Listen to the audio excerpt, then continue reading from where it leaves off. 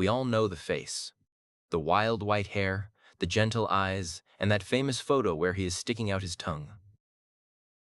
Albert Einstein is the most famous scientist in history. When we think of a genius, we think of him. But his story is not what you expect. It is not a story of a perfect student who knew everything from the very start. He looks like a hero from a movie, doesn't he? People often think he was born with a brain that worked like a supercomputer.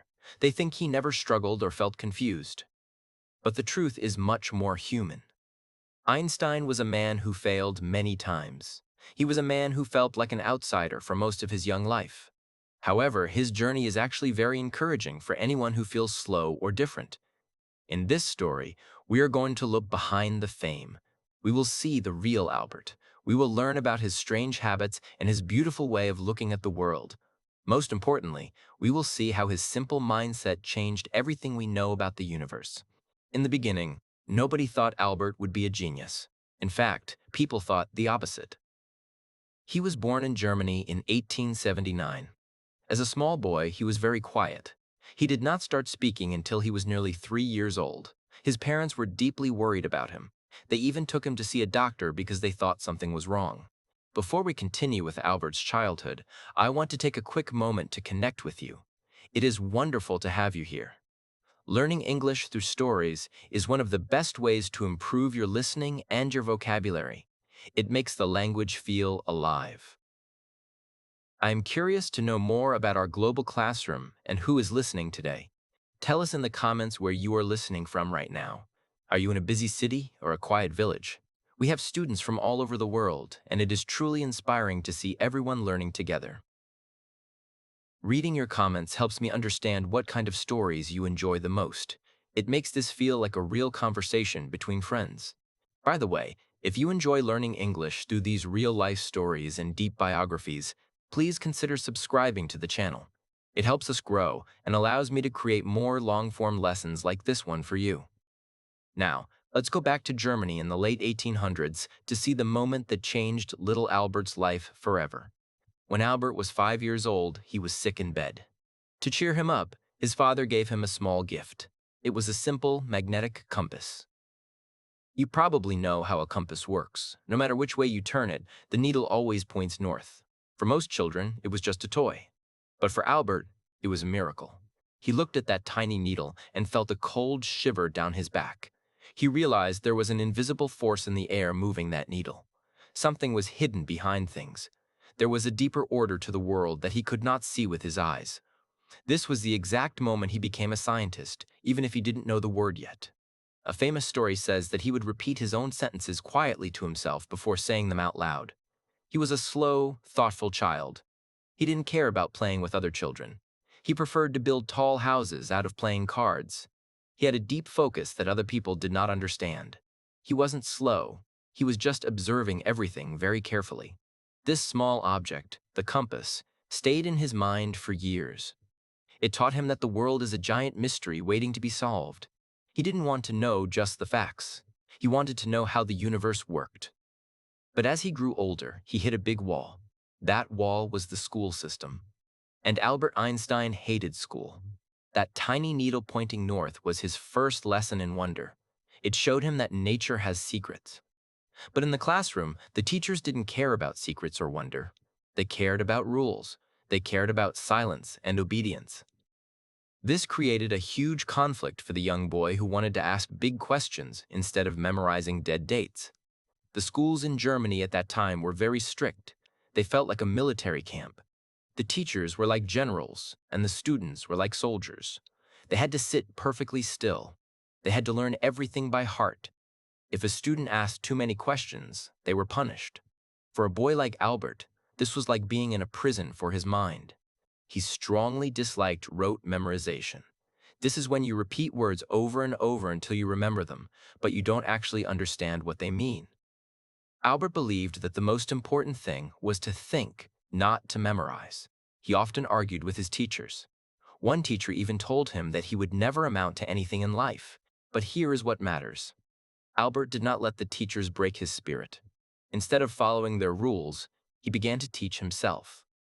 At the age of 12, he read a book on geometry and called it his holy little geometry book. He discovered the beauty of mathematical proof. He realized that through logic, the human mind could discover eternal truths. And this changed everything for him. He realized he didn't need a classroom to learn. He needed his own curiosity. While other students were playing, he was solving complex equations for fun. However, he was still failing in other subjects. He was great at math and physics, but he struggled with languages and history because he refused to study things that didn't interest him. Imagine being a teenager and feeling like you are failing even though you are brilliant. That was Albert's reality. He eventually left his school in Germany without a degree. He moved to Switzerland to try again. He wanted a school that allowed him to think freely. He was searching for a place where his questions were more important than his answers. During this stressful time, he found a special friend. That friend was his violin. His mother was a talented pianist and she insisted he learn music. At first, he hated the lessons. But when he discovered the music of Mozart, everything clicked. He realized that music and physics were actually the same thing. They were both about harmony and beautiful patterns. He nicknamed his violin Lena. For the rest of his life, whenever he was stuck on a difficult problem, he would stop and play his violin. He said that music helped him see the world in a different way. It relaxed his mind and allowed his intuition to take over.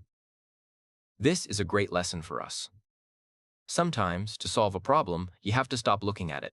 Eventually, he managed to get into a university in Zurich. He hoped he would finally find people who loved science as much as he did. But even there, he was a rebel. He skipped many lectures to stay at home and study the latest scientific papers. He was not a favorite of the professors. They thought he was lazy and arrogant. When he graduated, something terrible happened. No university would hire him. He applied for many teaching jobs, but the professors wrote bad letters of recommendation. He was the only one in his class who did not get a job in science. He felt like a complete failure. He was poor, his father was disappointed, and his future looked very dark. But life has a funny way of working out. A friend helped him get a job in an office. It was not a laboratory or a university. It was a patent office in the city of Bern. A patent office is a place where people take their new inventions to protect them. Albert's job was to read these inventions and check if they actually worked. This job turned out to be the greatest blessing of his life.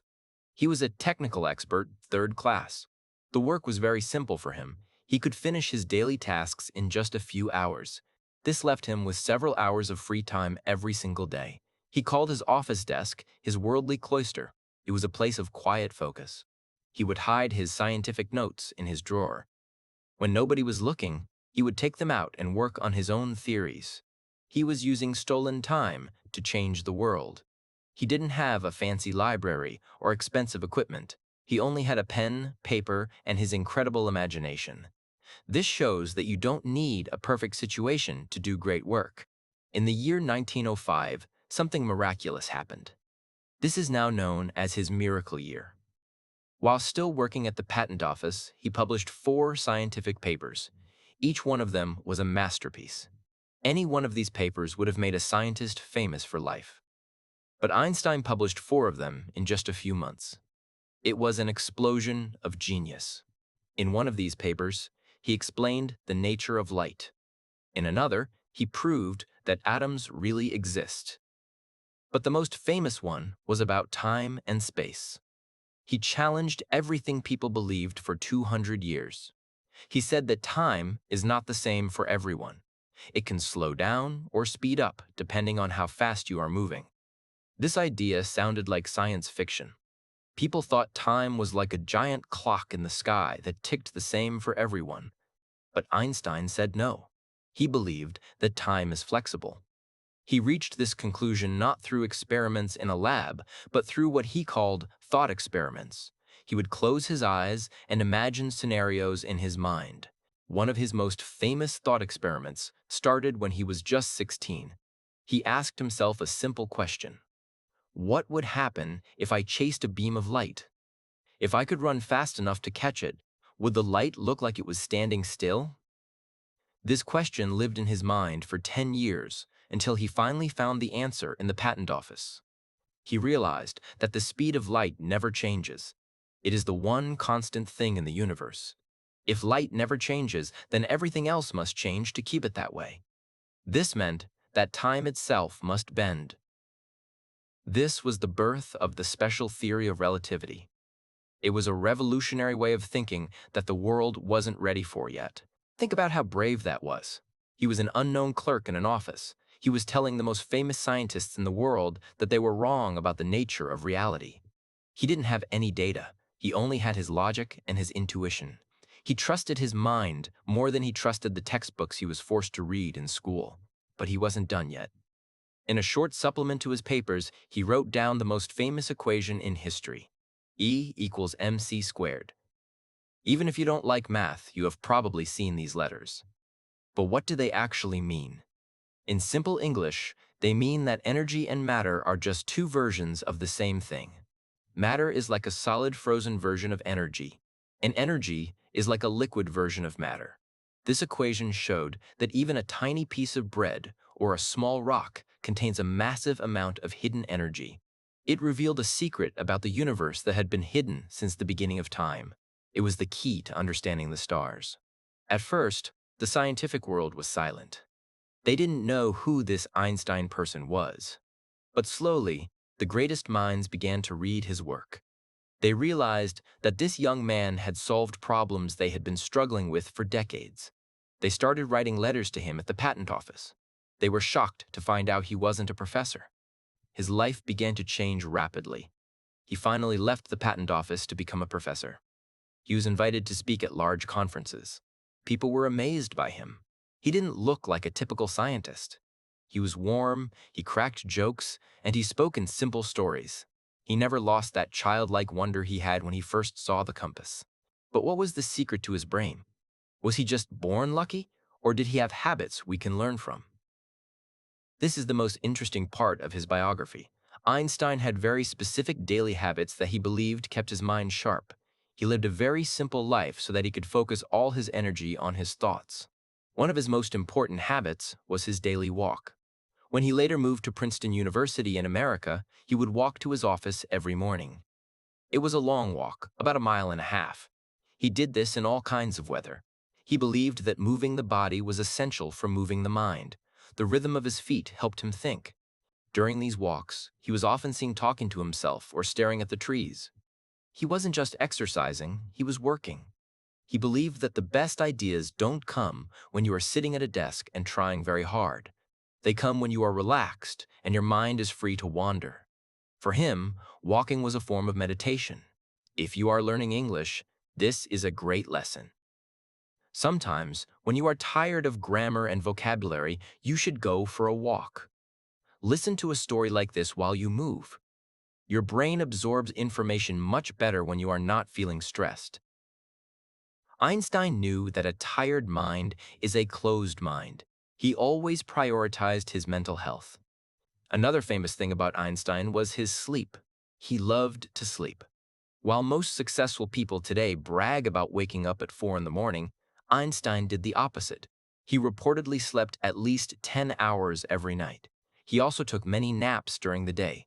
He understood that sleep is when the brain processes all the complex information it learned. He used his dreams to solve problems. He once said that he discovered the theory of relativity because of a dream he had about cows and an electric fence. By sleeping a lot, he allowed his subconscious mind to do the heavy lifting. He didn't believe in working until you are exhausted. He believed in working when you are fresh and full of energy. Let's talk about his clothes. You might have noticed he always looks a bit messy. This was intentional. Einstein hated making small decisions.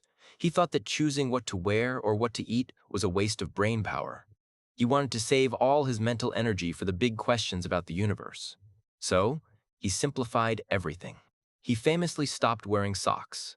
He said they were unnecessary because they always got holes in them. He would often wear the same gray suit every day.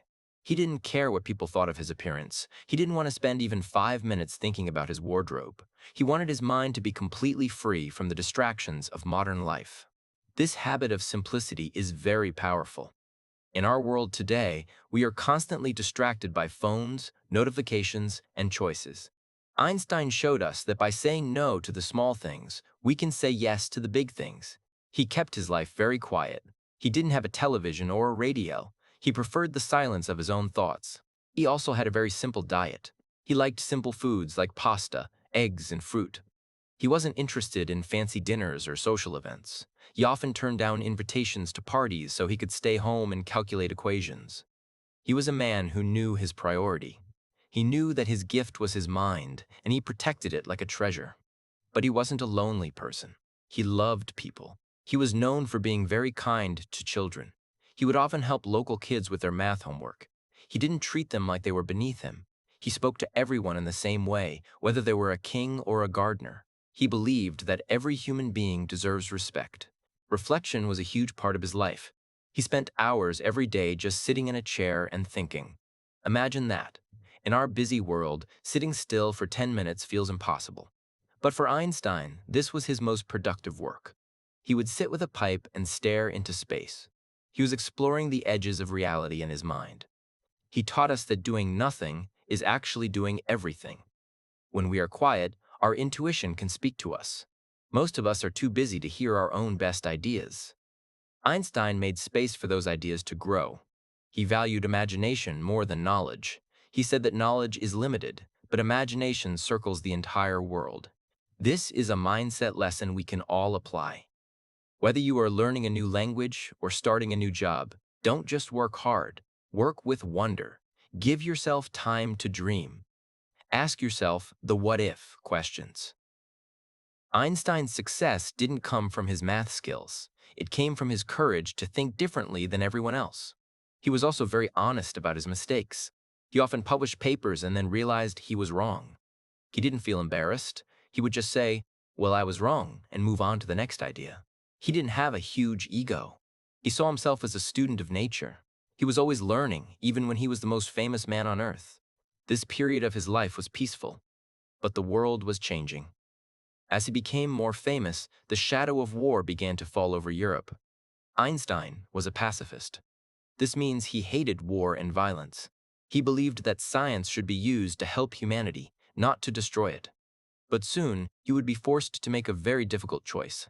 By the 1920s, Einstein was a global celebrity. It is hard to imagine a scientist being that famous today. When he traveled to New York or London, thousands of people waited at the docks to see him.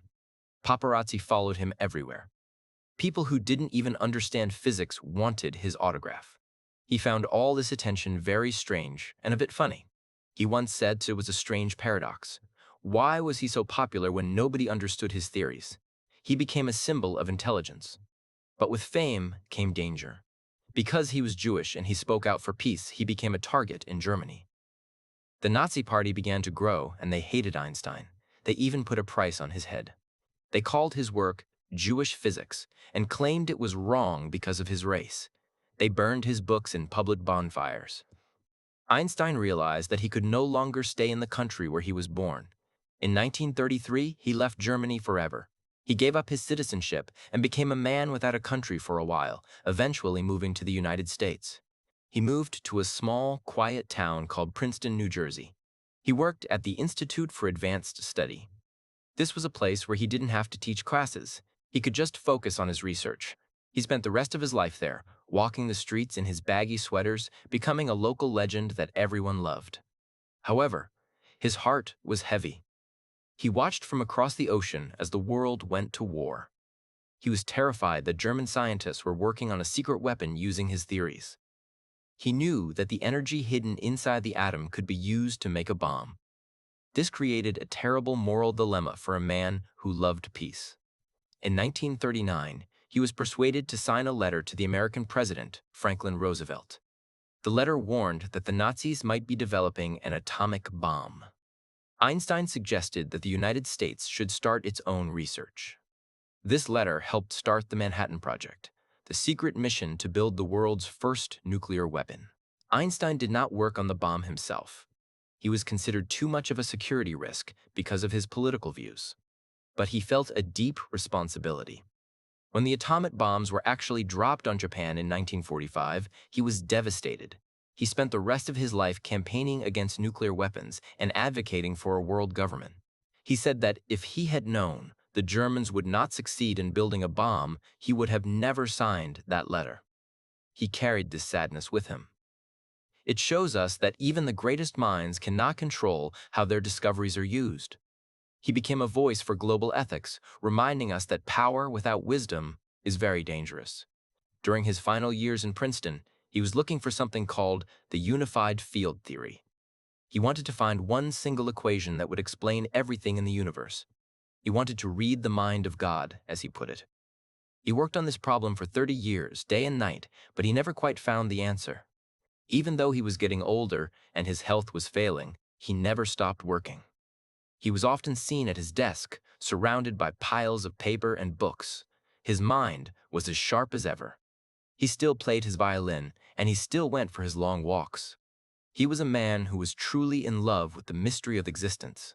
On his 76th birthday, he received hundreds of letters from children. He tried to answer as many as he could. One girl wrote to him saying she was worried because she was bad at math. Einstein wrote back and told her not to worry. He said, "My difficulties in mathematics are even greater than yours." He always wanted to encourage others. In April 1955, Einstein felt a sharp pain in his chest. He was taken to the hospital. He knew his time was coming to an end, but he was not afraid. He told the doctors, "I want to go when I want. It is tasteless to prolong life artificially. I have done my share. It is time to go. I will do it elegantly." Even in the hospital, he asked for his glasses and his writing pad. He wanted to continue working on his final theory until his very last breath. He died peacefully in his sleep on April 18, 1955. The news of his death was a global event. People felt like a light had gone out in the world. The greatest thinker of the age was gone. When the nurses entered his room after he passed away, they found his glasses on the nightstand. Next to them was his final piece of work. It was a page filled with symbols and equations that he had been working on just hours before. He died while he was still searching for the truth. His desk was a mess of papers and ideas. That messy desk is a beautiful symbol. It shows that the search for knowledge never really ends. We are all just adding a few lines to a very long story. Einstein didn't finish everything, and that is okay. He opened the doors, and he left it to the next generation to walk through them. He showed us that the journey is more important than the destination. So, what is the legacy of Albert Einstein? Of course, we have the technology. Without his work, we would not have GPS, lasers, or solar panels. Our modern world is built on his equations. But his real legacy is much deeper than technology. It is about how we think and how we live our lives every day. He taught us that curiosity is a superpower. He wasn't the smartest person because he knew all the answers. He was the smartest because he never stopped asking questions. He stayed a child at heart. He never lost his sense of wonder about the simple things, like a compass needle or a beam of light. He was always curious. He also taught us the power of focus and simplicity. By removing the noise from his life, he found the signal of the universe. He didn't care about money, fame, or fancy clothes. He cared about the truth. He showed us that a simple life can lead to the most complex and beautiful thoughts imaginable. Simplicity is the key to depth. For those of you learning English, Einstein's life is a perfect example. You might feel slow sometimes. You might feel like you are struggling while others are moving fast. But remember Albert. He was the slow child who didn't speak. He was the failing student who didn't get a job. He took his own time and he changed history. The way you learn is unique to you. Don't worry if you have to repeat things many times. Don't worry if you make mistakes. Every mistake is just a step toward a better understanding. Einstein's life proves that persistence and interest are much more important than raw talent. If you stay curious, you will eventually reach your goals. As we finish this story, think about your own compass. What is the one thing that makes you feel wonder? What is the question you've always wanted to answer? Einstein believed that everyone has a genius inside them.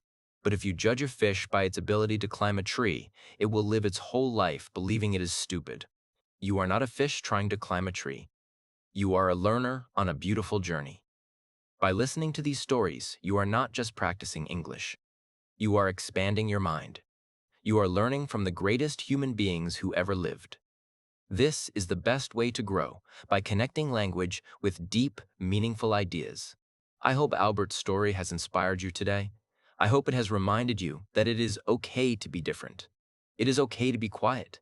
And it is definitely okay to not wear socks if you don't want to. Life is about the big questions, not the small rules. Keep your mind open and your heart full of curiosity. Thank you so much for spending this time with me. It has been a pleasure to share this biography with you. Your dedication to learning is what keeps this channel going. Please remember to share this story with a friend who might need a little inspiration today. We all need to be reminded of our own potential sometimes. Keep practicing, keep listening, and most importantly, keep wondering. The universe is a very big place, and there is so much left to discover. I will see you in the next story as we continue to explore the world and improve our English together. Goodbye for now, and stay curious, just like Albert.